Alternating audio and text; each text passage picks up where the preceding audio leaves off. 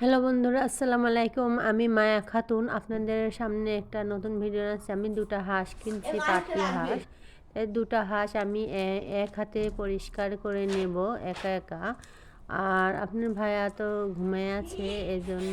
আর হাঁসটা অনেক দিন ধরে খাইতে চাইছি। হাঁসগুলো কেনা হয় না, এতে দুটা হাঁস কিনে নিলাম। আর শীতের হাঁস তো রান্না করলে অনেকটা ভালো লাগে, খাইতে ভালো লাগে। আমি এখানে হাঁসটা পুড়াচ্ছি, আর সাইডে হাঁস চিল্লাচ্ছে।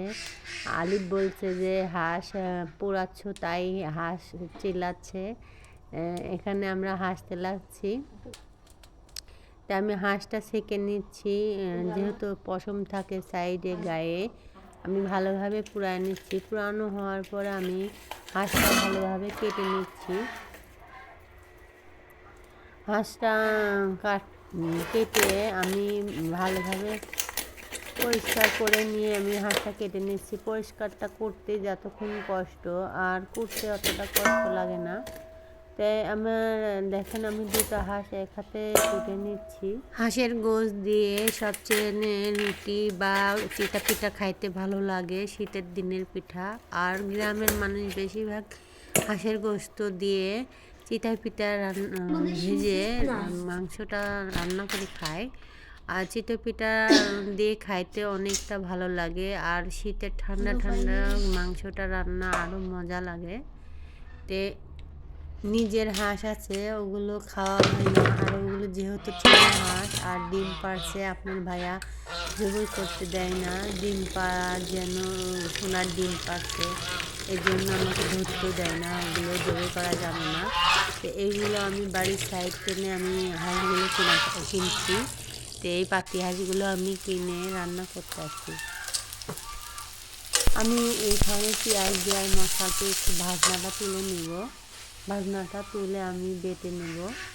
আর এই ভাজনাটা প্রায় লাল লাল করে নেব। লাল লাল করে এই ভাজনাটা দিলে হাঁসের মাংস দিয়ে খাইতে অনেকটা ভালো লাগে।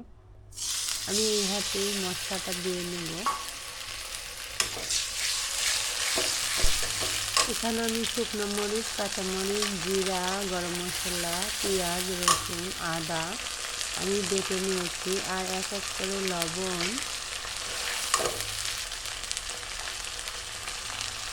মরিচের গুঁড়ো, হলুদের গুঁড়ো, ধনিয়ার গুঁড়ো দিয়ে মশলাটা আমি ভালোভাবে কষায় নেব। আর এখানে আমি সরিষার তেলটা ব্যবহার করছি। আপনারা সয়াবিন তেল চাইলে ব্যবহার করবেন। আর যেহেতু আমি সরিষার তেলটা খাই, এটাই ব্যবহার করছি। আমার মশলাটা কষানো হয়ে গেছে, আমি দেখেন কালো কালো হয়ে গেছে। আমি এখানে মাংসটা দিয়ে নেব। আর দুটা হাঁস পেটে অনেক কিছুই হয়েছে, আর যেহেতু একটু শুকনো ছিল, তাই আমি ভালোভাবে মাংসটা কষায় নিয়ে মাংসটা ভালোভাবে লাড়াচাড়া করে আমি মাংসটা ঢেকে দেব সিদ্ধ হওয়ার জন্য। আর এখানে দেখেন কত সুন্দর কালার চলে আসছে। মাংসটা আমি ভালোভাবে কষায় নিচ্ছি।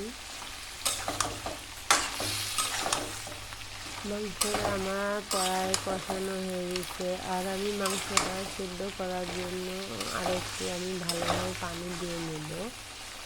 আর এই পানিতেই যেন সিদ্ধ হয়ে যায়। আর আমি কিছুটা গোটা রসুন দিয়ে দিচ্ছি।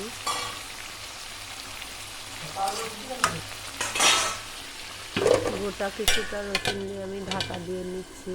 আর আমার হলো সাইডে মরিচ, পেঁয়াজ দিয়ে আমি পেস্টটা ভিজে রাখছিলাম, পেস্টটা আমি বেটে নিচ্ছি। আর আমার ছাদে কিছুটা সাদা মরিচের গাছ আছে, এই মরিচটা তরকারিতে দিলে অনেকটা সেন্ট বা বাসনা হয়। দুটা কোনটা হয় আপনারা কমেন্ট করে বলবেন। তো আমার এই মরিচগুলো অনেকটা ভালো লাগে, অনেকটা স্বাদ। আর এই সাইডে আরেকটা মরিচ গাছ আছে, দেখেন অনেকগুলো মরিচই ধরছে। আমি এখান থেকে কিছুটা মরিচ তুলে নিচ্ছি। আমি মরিচটা ধুয়ে আমি তরকারিতে দিয়ে নিচ্ছি। আর কাঁচা মরিচের ঘ্রাণটা অনেকটা ভালো লাগে মাংসের সাথে, ঝালের মতো প্রায়। আর এখানে আমি মাংসটা প্রায় কষানো হয়ে গেছে, আর মাংসটা এখনো পুরোপুরি সিদ্ধ হয় নাই, তাই আমি কিছুটা পানি দিয়ে নেব।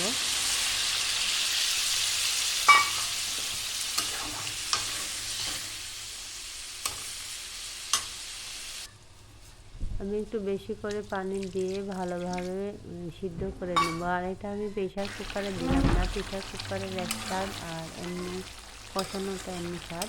তো এখানে আমার পানিটা মরে গেছে বা শুকাই গেছে, আমি এখানে পেঁয়াজটা বাটা ছিল সেটা দিয়ে নেব।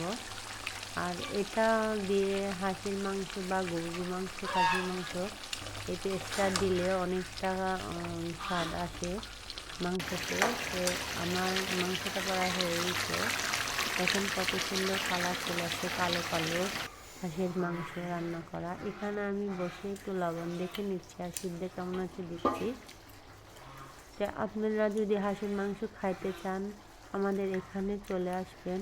আর রান্নাটা কেমন হলো লাইক কমেন্ট সাবস্ক্রাইব করবেন, সাবস্ক্রাইব করতে ভুলবেন না। আল্লাহ হাফেজ।